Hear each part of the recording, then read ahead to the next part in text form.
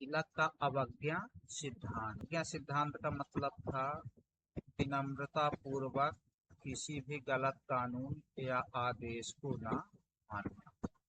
ये बाल गंगाधर तिलक ने प्रस्तुत किया था और बोले थे कि अंग्रेजों के द्वारा जो भी इस सरकार के द्वारा गलत उद्देश्य से नियम कानून बनाए जाते हैं और जबरदस्ती हम लोगों के ऊपर थोपे जाते हैं, हम लोग उन आदेशों और उन कानूनों का विनम्रता पूर्वक करेंगे अवज्ञा। कानूनों को हम लोग नहीं मानेंगे। और बाद में महात्मा गांधी ने इसी अवज्ञा सिद्धांत को माना था और इसी नाम से एक आंदोलन भी चलाया था महात्मा गांधी। सविनय अवज्ञा आंदोलन प्रारंभ किया था और ये सविनय अवज्ञा आंदोलन जो प्रारंभ किया गया था सन 1930 में। 1920 में गांधी जी ने जो आंदोलन शुरू किया था उसे असहयोग आंदोलन कहा गया था। ब्रिटिश सरकार का किसी भी तरह से हम लोग सहयोग नहीं करेंगे। और यहाँ सविनय अवज्ञा था मतलब विनम्रता पूर्वक गलत कानूनों को ना मानना या उनकी अवहेलना करना। और अंग्रेजों ने एक कानून बनाया था नमक बनाने को लेकर। समुद्र के किनारे जो भारत में नमक बनता है, ज्वार भाटा जब आता है, क्यारी बना दी जाती है, पानी उसमें भर जाता है और बाद में जब धूप होती है तो पानी सूख जाता है तो वहाँ नमक नमक बचता बनता है अपने से। यानी जो प्राकृतिक तरीके से जो नमक बनता था और ये काम करते थे समुद्र के किनारे जो तटीय प्रदेश हैं वहाँ के जो निवासी थे वो लोग बनाते थे। अंग्रेजों ने नमक पे टैक्स लगाना प्रारंभ कर दिया। बस गांधी जी ने इसी बात का विरोध किया था, जो हमारे देश में प्राकृतिक तरीके से बन रहा है तो उसमें टैक्स किस बात। फिर आगे बोलते थे तिलक के जानते हैं आप विचार की अच्छे उद्देश्य की प्राप्ति के लिए किसी भी साधन को अपनाया जा सकता है।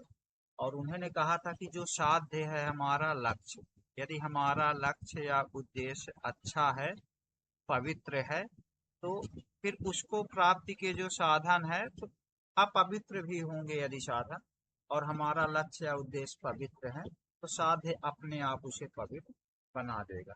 इसीलिए यहीं पे तिलक ने जनता को आह्वान किया था और एक कोटेशन दिया था, एक नारा दिया था, उसका नाम बताइए। तथा भीख मांगने से लेकर खुले विद्रोह तक जो भी उपाय तुम्हें अपनी सामर्थ्य के अनुकूल जान पड़े उसे चुन लो और उसी को करो। उसी को करो। ऐसा यानी उन्होंने बोले कहा। कि अपने आप जिस जितनी क्षमता है आपके अंदर आप खुद जानते हैं और अपनी क्षमता के अनुसार आपसे जितना किया जा सके देश की आज़ादी के लिए, अपने देश के लिए, आप उतना करिए। जिस लायक हैं आप वो काम करिए। और बाद में तिलक की मान्यता थी यहाँ पे। और अंग्रेजों के बारे में क्या सोचते थे बाल गंगाधर तिलक? यहाँ पे सोचते थे सर कि शासकों की सहानुभूति पर बहुत विश्वास मत करो। जो कि भी अंग्रेज शासक है। जी। अंग्रेज जो दिखावा कर रहे हैं भारतीयों के प्रति, तो ये केवल दिखावा है, वास्तव में ऐसा कुछ है नहीं। और तो उन्होंने कहा कि जो अंग्रेजों का दिखावा है या सहानुभूति है आपके प्रति, उसमें कतई भरोसा नहीं करता है। और तिलक ने तर्क भी दिया था यहाँ पे कि क्यों भरोसा नहीं करता। यहाँ पे कहा था सर, तिलक ने कहा तर्कपूर्ण में एक बात कही थी कि समस्त प्रशासन स्वयं अंग्रेज चलाते हैं, वह हम भारतीयों के सहयोग से ही संभव है, लेकिन हम अपने शोषण के लिए स्वयं उत्तरदायी, हम खुद जिम्मेदार हैं। अतः यदि हम ब्रिटिश सरकार का विरोध करने में असमर्थ हैं तो कम से कम उससे अपना सहयोग तो वापस ले लें जो हम उन्हें सहयोग दे रहे हैं। जैसे शांति, अगर कहीं पे विवाद हो गया तो उसमें शांति के लिए हम अपना सहयोग देते हैं। विवाद या जो क्रांति हो रही है, मतलब वो शांति कराते हैं। जो टैक्स होते हैं वो टैक्स हम उन्हें उगा करके और इकट्ठा करके एकत्रित करके हम अंग्रेजों को देते हैं। तो ऐसा उन्होंने कहा था सर। बोले थे कि अंग्रेज प्रशासन खुद चला रहे हैं स्वयं, और ये जो प्रशासन में सहयोग करने का काम है तो भारतीयों का है। इसीलिए कहा कि भारतीय खुद अपना शोषण, अपने लोगों का शोषण अपने हाथ करवाते हैं, इसके जिम्मेदार भारतीय हैं। बोले कि यदि हम ब्रिटिश सरकार का विरोध करने में असमर्थ हैं तो कम से कम हम अपना सहयोग ना करें जितना तो हम कर सकते हैं। फिर इसी संदर्भ में तिलक ने कहा था कि हम कर वसूल करने में कहाँ कहाँ अंग्रेजों का सहयोग करते हैं। बोला कि हम लोग भी क्या करते हैं, टैक्स वसूलते हैं अंग्रेजों के लिए, और टैक्स वसूलने के बाद शांति स्थापित करने में भी अंग्रेजों की सहायता करते हैं। तो बोले कि ऐसी कोई भी मदद अंग्रेजों की हम नहीं करते हैं तो अंग्रेज ज्यादा दिनों तक भारत में नहीं टिके। और साथ में 1897 में जब अकाल पड़ा पड़ा था, बीमारी फैली हुई थी, तो आप जानते हैं बाल गंगाधर तिलक ने महाराष्ट्र वाले क्षेत्र का जो स्थान है वहाँ वाले क्षेत्र जनता की बहुत सेवा की थी। और उन्होंने किसानों को कहा था कि सरकार को टैक्स चुकाने के लिए आप अपनी भूमि मत बेचिए, क्योंकि जब अकाल पड़ गया है, जब फसल हुई ही नहीं है, किस बात का आप टैक्स अंग्रेजों को दे रहे हैं। तो किसानों को बोले कि आप अपनी भूमि मत बेचिए। और तिलक ने कहा कि जब आप उस समय ही साहसी नहीं बन पाए हैं, नहीं बन सकते, जब मौत आपके सिर पर नाच रही, यानी जब आप सिर नहीं उठा पा रहे हैं, जब मौत है आपके सामने, तो अब आप, जब मौत तो आनी ही है, जब आपको पता है, तो आप उस समय तो अपने बचाव में कुछ करिए, तब तो कम से कम अंग्रेजों से लड़ सकते हैं। क्या बाल गंगाधर तिलक भारतीय अशांति के जनक? अच्छा, ये किसका कहना था कि तिलक भारतीय अशांति के जनक थे? वैलेंटाइन सिरोल थे। सर वेलेंटाइन सिरोल पूरा नाम था। इन्होंने बाल गंगाधर तिलक को भारतीय अशांति का जनक कहा था। ये कौन थे ये व्यक्ति वेलेंटाइन सिरोल? अंग्रेज थे। लेखक थे सर, ब्रिटिश ब्रिटिश लेखक। ब्रिटिश लेखक थे। वेलेंटाइन सिरोल ब्रिटिश लेखक थे। इन्होंने किस पुस्तक में तिलक के संबंध में कहा था कि भारतीय अशांति के जन्मदाता बाल गंगाधर तिलक है? पुस्तक का नाम बताइए। Indian unrest. इंडियन अनरेस्ट नाम की पुस्तक लिखी थी, उसमें कहा था। और उन्होंने तर्क भी दिया था उसके पीछे। बाल गंगाधर तिलक, इन दोनों के बीच में किस प्रकार के संबंध थे ये बताइए। ब्रिटिश सरकार क्या मानती थी बाल गंगाधर तिलक को? अंग्रेजों के सहयोगी हैं या कि शत्रु या दुश्मन? तो ये शत्रु सर मानते थे। सर वैलेंटाइन सिरोल नामक ब्रिटिश लेखक थे सर। वो अपनी पुस्तक जो थी इंडियन अनरेस्ट में, वो तिलक के संबंध में लिखा था कि तिलक भारतीय बिलपाव अशांति के जनक जन्मदाता थे। उन्हें सरकार तिलक को भारतीय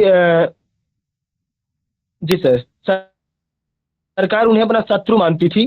वे पहले भारतीय थे जिन्होंने राष्ट्रीय आंदोलन के जन आंदोलन का रूप दिया था सर। राष्ट्रीय आंदोलन को जन आंदोलन का रूप दिया था। और इनका उद्देश्य था कि बंगाल, बंगाल का नाम आप लोग सुने होंगे, और बंगाल में उस समय जो क्रांतिकारी गतिविधियां थी और राष्ट्रवाद की भावना थी वो जोरों पर चल रही थी। और उसी राष्ट्रवाद की भावना को कुचलने के लिए अंग्रेजों ने बंगाल का विभाजन किया था। तो बाल गंगाधर तिलक चाहते थे कि जिस तरह बंगाल में राष्ट्रवाद की लहर चल रही है, तो पूरे भारत में यदि उसी तरह की लहर चलेगी तो जल्द से जल्द हम लोग भारत को आज़ाद करवा लें। और लेकिन वो वास्तव में इसी कारण से उन्हें भारतीय असंतोष का जन्मदाता कहा जाता था। और वेलेंटाइन सिरोल का आरोप भी था एक बाल गंगाधर तिलक के प्रति कि तिलक पहले व्यक्ति थे जिन्होंने हत्या, अंग्रेजों की हत्याओं को जन्म देने वाले वातावरण को जन्म दिया था, वातावरण पैदा किया था। और मुंबई का कोई गवर्नर था, उन्होंने भारत मंत्री को लेख भी लिखा था कि तिलक जो है मुख्य षड्यंत्रकारियों में से थे, या सबसे मुख्य षड्यंत्र करने वाला यदि अंग्रेजों के खिलाफ कोई व्यक्ति है वो है बाल गंगाधर तिलक। और इनके जो कार्यक्रम थे बाल गंगाधर तिलक के, उन कार्यक्रमों को उन्होंने कहा था कि सबका एक ही उद्देश्य है कि अब ब्रिटिश साम्राज्य को उखाड़ फेंकना है भारत से।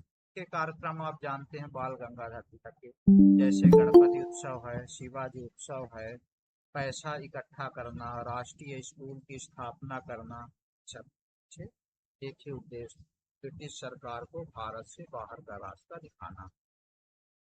इससे तो स्पष्ट हो गया था कि तिलक जो थे ब्रिटिश सरकार के लिए एक बहुत बड़े संकट थे।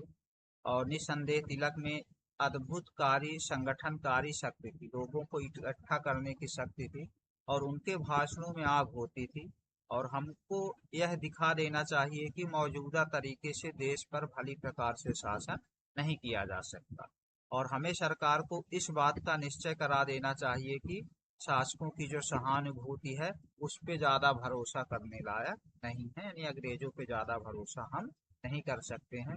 अंग्रेजों के जो तौर तरीके हैं, जो अंग्रेजों का देश चलाने का तरीका है, वो सही तरीका नहीं है। तो बाल गंगाधर तिलक बोलते थे कि अंग्रेजों को स्पष्ट रहे, और तिलक के उपर्युक्त विचारों और कार्यों से स्पष्ट था कि जो कांग्रेस के जो उदारवादी नेता थे, उदारवादी नेताओं का मानना था कि अंग्रेज बहुत न्यायप्रिय हैं और ब्रिटिश की जो सरकार का शासन है भारत पे, अंग्रेजों का शासन है, वो भारत के लिए वरदान के समान है। तो इस बात का खंडन करते थे पूरी तरह से बाल गंगाधर तिलक, क्योंकि तिलक बोलते थे कि हम अंग्रेजों पे किसी भी तरह से भरोसा नहीं कर सकते हैं, वो केवल मीठी मीठी बातें करते हैं, वास्तव में उनका उद्देश्य कुछ और ही है। और उन्होंने बोला था कि यदि आज़ादी चाहिए तो आज़ादी भीख में नहीं मिलेगी, आज़ादी के लिए हमें त्याग करना पड़ेगा, बलिदान देना पड़ेगा, संघर्ष करना पड़ेगा। लेकिन विचार उनके थे उग्रवादियों वाले, लेकिन हिंसावादी या क्रांतिकारी बाल गंगाधर तिलक नहीं, वे कोई षड्यंत्रकारी नहीं थे। वह या तो खुलकर कहते थे कि विदेशी शासन कितना ही अच्छा क्यों ना हो, वह स्वराज्य से अच्छा नहीं हो सकता है, यानी विदेशियों का शासन कितना भी बढ़िया है और अपने देश के शासन से अच्छा नहीं हो सकता है, अपने लोगों के शासन से अच्छा नहीं हो सकता था। इसलिए विचारक भी थे और विचारक के साथ एक योद्धा भी थे, और उनका निजी प्रभाव देश के अन्य सभी राजनीतिज्ञों पर पड़ा था। और वेलेंटाइन शिरोल इसीलिए कहते थे कि भारतीय शांति के यदि जनक हैं वो हैं बाल गंगाधर तिलक। और शिरोल का यह भी कहना था कि तिलक के सम्मान, व्यक्तित्व और उनकी प्रतिभा को स्पष्ट करता है, परंतु तिलक के बारे में दूसरा मत गलत है जो उन्हें हिंसावादी या क्रांतिकारी से। कहने का मतलब है यहाँ पे कि जो तिलक को कहा जाता है भारतीय अशांति के जनक हैं, ये बात कुछ हद तक सही है, अशांति के जनक वाले, लेकिन जो दूसरी बात है कि क्या तिलक क्रांतिकारी और हिंसावादी थे, तो ये बात बिल्कुल सही नहीं। तिलक खुद भी कहा करते थे, क्या हिंसा का समर्थन करते थे तिलक? क्या नहीं, नहीं करते, क्रांतिकारी गतिविधियों का समर्थन करते थे? नहीं करते।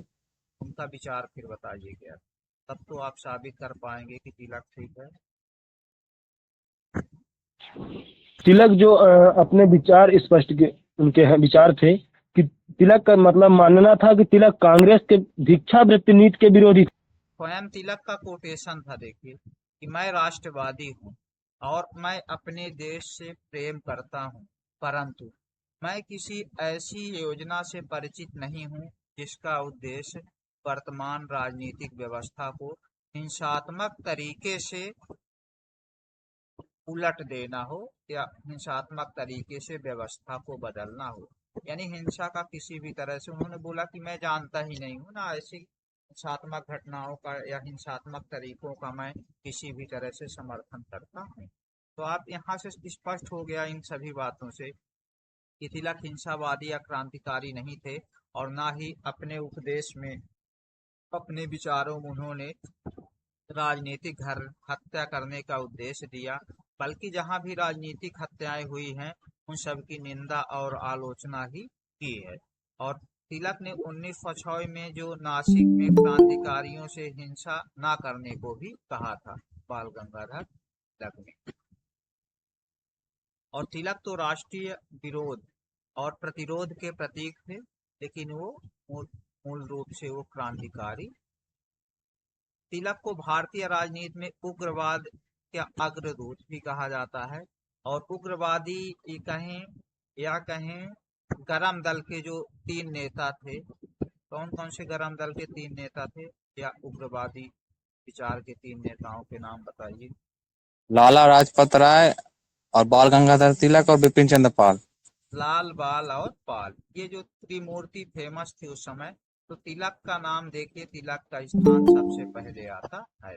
और तिलक में देखिए अटूट देशभक्ति थी, निर्भीकता थी, और निर्भीकता यानी बिना डरे कोई भी बात कहते थे अपने, और कष्ट सहने की शक्ति थी, आत्मत्याग, और उनके भाषण जो होते थे जोशीले होते थे, और जोशीले भाषणों से करोड़ों भारतीयों को ब्रिटिश साम्राज्य का कट्टर दुश्मन बना दिया था, जिससे उदारवादियों की भिखमंगापन की नीति से खड़ा करने लगे तो युवा लोग। और तिलक ने जोरदार शब्दों में कहा था, स्वराज्य से संबंधित नारा दिया था कि स्वराज्य हमारा जन्म सिद्ध अधिकार है और हम इसे लेकर के रहें। 1907 में भी तिलक ने कहा था कि विदेशी शासन भारत के लिए अभिशाप है और नौकरशाही को दबाने के लिए प्रभावशाली आंदोलन हमें करने हैं। किसी नेता ने कहा था कि एक श्रेष्ठ विदेशी शासन की तुलना में, यानी जो अच्छे से अच्छा विदेशी शासन है और खराब से खराब स्वदेशी शासन है, जब दोनों की आप तुलना करेंगे तो खराब से खराब स्वदेशी शासन ही सर्वश्रेष्ठ होगा। बाल गंगाधर तिलक के अनुसार 1907 में एक महत्वपूर्ण घटना घटी, का नाम बताइए, जब उन्होंने ये अपने शब्द कहे थे बाल गंगाधर तिलक। समझौता हुआ था। कौन सा था? 1907 में सूरत अधिवेशन हुआ था, जी और सर। यहाँ पे कांग्रेस दो हिस्सों में बट गया था, गरम दल और नरम दल, या उदारवादी और उग्रवादी, दोनों अलग हो गए थे। सूरत अधिवेशन 1916 में फिर अधिवेशन हुआ था, लखनऊ अधिवेशन, और वहीं पे एक समझौता हुआ था, तो नाम दिया गया था लखनऊ समझौता, जिसमें उदारवादी और उग्रवादी जो 1907 में अलग हुए थे, ये 1916 में एक हो जाते। और ये प्रयास किया था एक होने के लिए बाल गंगाधर और एनी बेसेंट।